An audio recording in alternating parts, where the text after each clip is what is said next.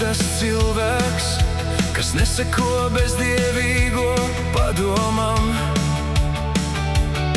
nec staigā grēcinieku ceļus, nec arī sēž paļātāju pulkā. Bet kam prāts saistās pie tā kunga baušļiem, un kas dienām un naktīm domā par viņa bauslību.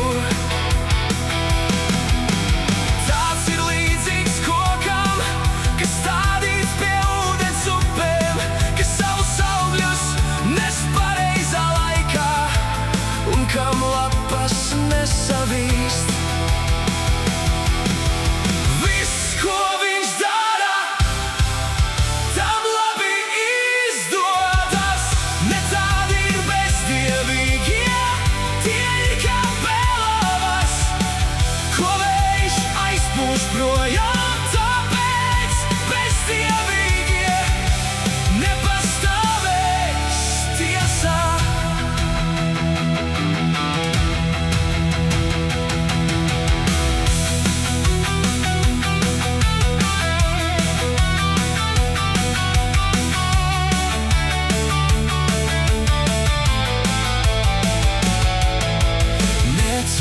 Arī taisno draudzē grēcinieki, jo tas kungs pazīst taisno ceļu,